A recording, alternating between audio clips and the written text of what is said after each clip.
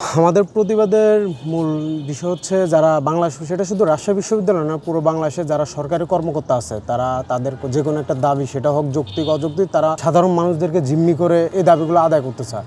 আমার বিষয় হচ্ছে তারা যদি তাদের কোনো দাবি যৌক্তিক থাকে, সেটা তাদের মানুষ আমার অধিকার হরণ করে তারা এটা করতে পারে না। সেটা তাদের অফিস টাইমের পরে অথবা সাপ্তাহিক 2 দিন ছুটির দিন আছে, তারা সেই দিন তাদের আন্দোলন করতে পারে। কিন্তু মানুষও হয়রানি করে তারা তাদের এক ধরনের জিম্মি করে রেখে, যে মানুষের সেবা দেওয়া বন্ধ করে রেখে তারা যে ধরনের একটা কর্মবিরতি নামক নাটক শুরু করছে, এটা বন্ধর দাবিতে আমি আজকে এখানে মৌন প্রতিবাদে বসেছি।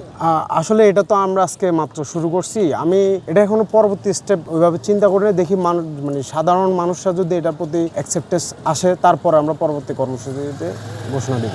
আসলে এটা আমরা দুঃখের সাথে বলতে হচ্ছে যে কোনো সময় আমরা দেখি ডাক্তার কিংবা অফিস আদালত কিংবা যে কোনো বিশ্ববিদ্যালয়ে কিছু হলেই তারা কর্মবিরতিতে যান। অর্থাৎ তারা আমাদের টাকায়, জনগণের টাকায় তারা বেতন পান। সেই টাকা থেকে সেই টাকা নিয়ে তারা চলাচল করেন, তারা তাদের পরিবার চালান। এক্সট্রিম মশার কয়েল প্ল্যান্ট ফাইবার দিয়ে তৈরি, তাই সহজে ভাঙে না, সুগন্ধিযুক্ত ও নিরবিচ্ছিন্নভাবে জ্বলে। ডেঙ্গু, চিকুনগুনিয়া বাহি সহ যে কোনো মশার বিরুদ্ধে দেয় এক্সট্রিম সুরক্ষা। আমাদের টাকা নিয়েই, কিন্তু এরপরেও অযৌক্তিক বিষয় নিয়ে যখন তারা কর্মবিরতিতে যান, যেটা আমাদের যৌক্তিক আন্দোলনের বিপক্ষে যায়, অথবা যে কোনো সাধারণ মানুষ, শুধু বিশ্ববিদ্যালয় কেন্দ্রিক তাই না, এটা ডাক্তারদের ক্ষেত্রে হয়, অফিস আদালতের ক্ষেত্রে হয়, যে কোনো সময় বিশ্ববিদ্যালয় কেন্দ্রিকও হয়। এগুলো নিয়ে এটা সবসময় আসলে চলতে দেওয়া যায় না। এটা এক ধরনের প্রহসন বলা যায়। এই জিনিসটা আসলে কোনোভাবে আমাদের মধ্যে কাম্য নয় আর কি। আমাদের সমাজে এটা চলতে দেওয়া আসলে হয় না। তাদের আন্দোলন যৌক্তিক না, বিষয়টা এমনও না।